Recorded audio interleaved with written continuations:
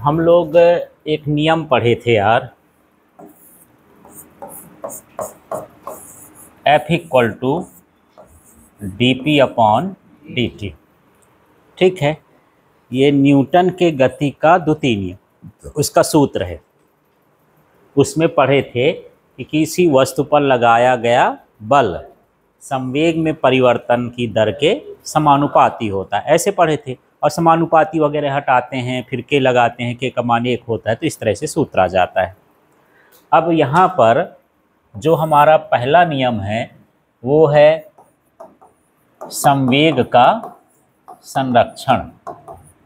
ठीक है, ये बहुत बार आता है कि संवेग के संरक्षण से क्या समझते हैं, तो इसी से परिभाषा है कि यदि बाह्य बल न लगाया जाए तो किसी वस्तु का संवेग नियत रहता है, संरक्षित रहता है।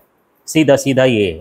क्या हो गया यार, यदि बाह्य बल न लगाया जाए तो उसका संवेग क्या होता है, संरक्षित होता है। ये भी न्यूटन के गति के प्रथम नियम से मिलता जुलता है।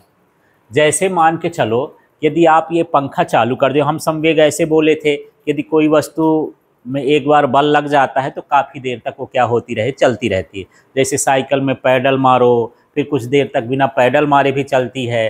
पंखा को बंद कर दो तो बिना इलेक्ट्रिसिटी के भी कुछ देर तक चलता रहता है। या फिर डीजल पंप है, उसको भी बंद कर दो, उसका पहिया थोड़ी देर तक अपने आप घूमता रहता है।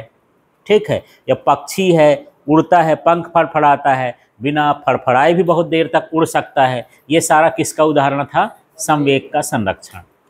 तो ये सोचो कि मान के चलो कि जो आप साइकिल चला रहे हो, पैडल मार दिए और पैडल को स्टॉप कर लिए, ना पैडल मार रहे हो ना कुछ कर रहे हो, तो साइकिल क्यों रुक जाती है, क्यों रुक जा रही है?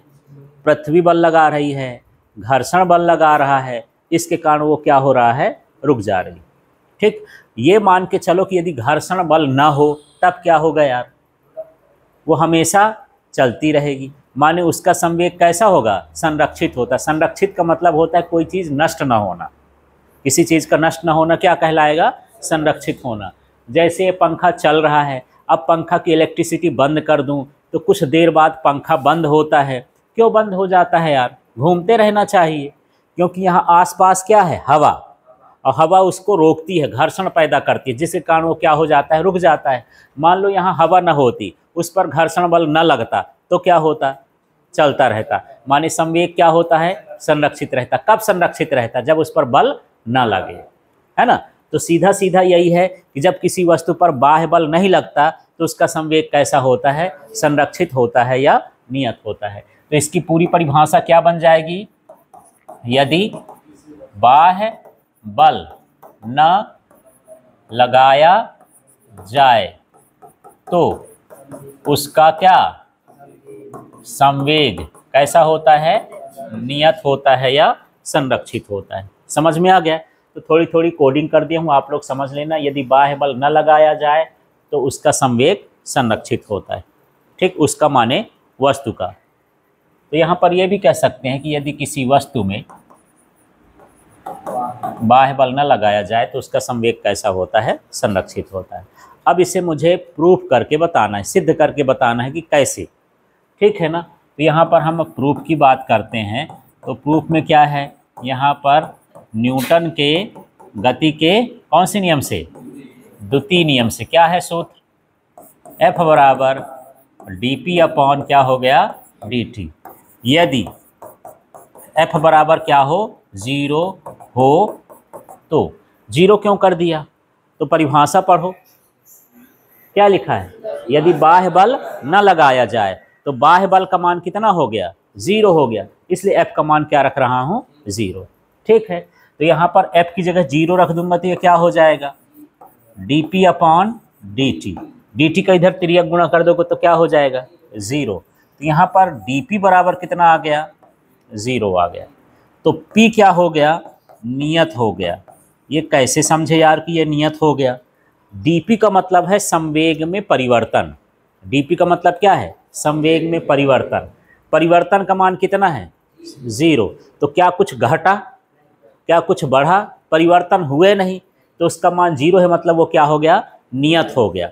जैसे मान के चलो कि अभी ये 40 किलोग्राम का है, ठीक है। अब मैं इसको 4 दिन बाद चेक करता हूँ, दोबारा से तौलता हूँ, फिर भी 40 किलोग्राम का है। कुछ परिवर्तन हुआ क्या? नहीं है। माने पहले भी 40 था, अभी भी 40 है। इसका मान क्या है? नियत है। माने कोई परिवर्तन नहीं हुआ, तो संवेग में परिवर्तन का मान 0 है, इसलिए P का मान क्या हो गया? नियत हो गया। यही हमको सिद्ध करना है, ठीक है। तो चलो इसी को करना है, एक बार रिपीट कर देता हूँ। क्या लिखोगे संवेग संरक्षण में? हाँ, यदि किसी वस्तु में, यहाँ पर कर देना, यदि किसी वस्तु में बाह्य बल न लगाया जाए तो उसका संवेग संरक्षित होता है या नियत होता है, ठीक है। फिर यहाँ प्रूफ लिखेंगे, तो क्या? न्यूटन के गति के द्वितीय नियम से F बराबर क्या है? dp/dt। यदि F बराबर 0 हो तो, ये हम क्यों ले रहे हैं? इसकी परिभाषा से, तो लिखना नहीं है, केवल समझना है। तो यहाँ F का मान क्या रखेंगे? 0। dt का पक्षांतर कर दिए, तो dp बराबर क्या हो गया? 0। फिर हम P बराबर भर लिखेंगे। dp का मतलब संवेग में परिवर्तन, और P का मतलब हुआ संवेग। संवेग क्या है? नियत, ठीक है। d का भी पक्षांतर कर दो, परिवर्तन का मान 0 है ना, है ना। dp का मान क्या हो गया? 0 हो गया, सिर्फ P बचेगा। P का मतलब नियत है ये संवेग, ठीक। चलो जल्दी कर लो और करके देखो।